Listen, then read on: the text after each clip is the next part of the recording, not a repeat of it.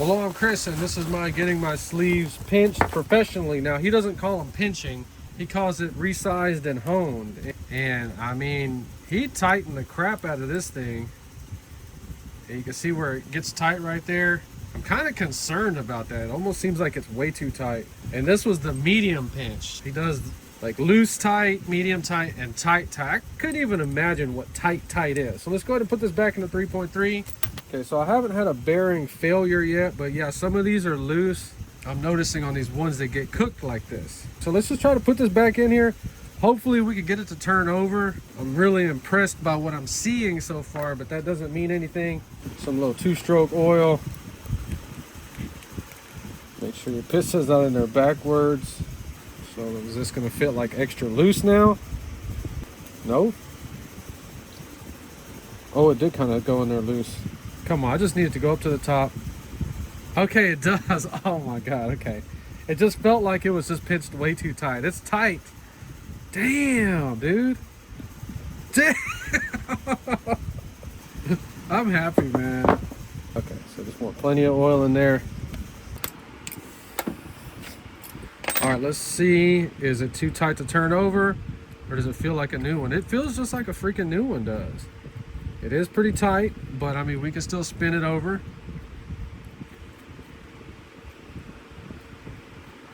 And like I said, if you're concerned with it, just do this like 100 times. So in this video, let's just put back together the 3 engines and make sure that they feel good.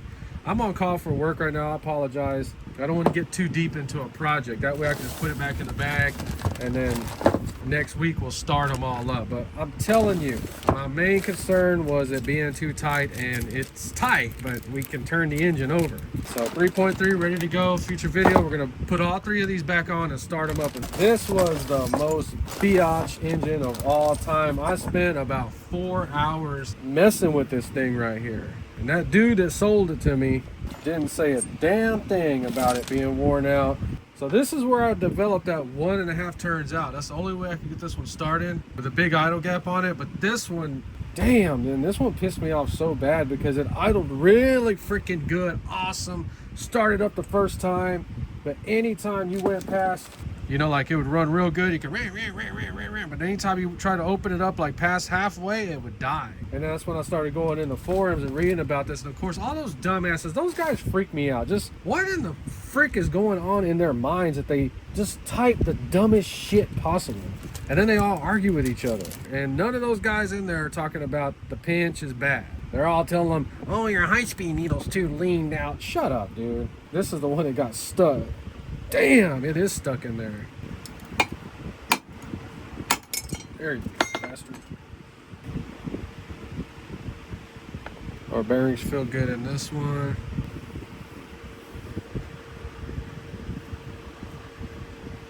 Alright, so we're gonna go back and forth on this one because it felt extra tight. Okay, never mind. God. F4.6 HPI one. This one and these were both blown out at the bottom real bad, and whenever you get it back, you can feel like it tighter right here, and you can see there's like pinch marks on it where he tightened the bottom, because both of these in fact had tight pinches at the top. So you can see his little tooling or whatever he used. And the guy asked me, is it worth buying the die or tap or whatever? It's not, because he charges $25, oh God, a pinch, and he goes cheaper the more that you do. So I sent him 3, it was $81 total to get these 3 pinched. So in other words, if just one of these works, this F4.6 or this Pico, it's already worth $81 just to get one of these working. They sell a die or set, I don't know what it comes with all, but it's $300 for one size. So the point is, no, it would not be worth it. I forgot how much I told them, but I think it was 15 sleeves or some kind of number like that that you can get pinched for $300. So no, it's not worth buying the little tooling. And then on top of that, you have to learn how to pinch it. This guy's not just putting a stupid ass clamp on there and tightening it and hoping it's gonna work. No, he has a system that he uses a little more in depth. And that's what I was worried about. Is he gonna give this work to his minion? I hope that he's the one doing it, or his son, or somebody that we can trust. So let's see if we can get it all oiled up. So you're gonna have to re-lube everything. I sent it to him kind of oily, and he put it in some kind of cleaner or something, and it's like degreased. Oh, let's put the head on this one. So I just go around one time, get them all snug.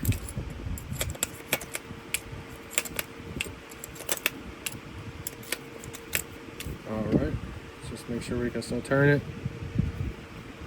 Yep, feels like a brand new one. Dang, okay. So this one, they have the bearing in there backwards, which is awesome. I am gonna flip that around, but let's just get that piston and sleeve in there and see if it feels good. And to a little dumbass boy that was mentioning that I took pliers to get these out, so what? I have files, and as you can see, he actually filed them down for me. But I always check that, go around them and check that for burrs.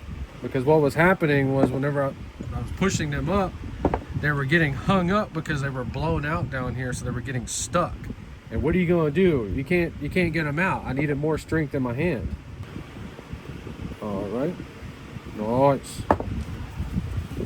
I find it a little bit odd that of all these videos I've been watching on Nitro, I don't see anybody talking about this. Oh, look, it did have the little bearing thing on there. All right, I just need to look in there. I didn't even pay attention to it.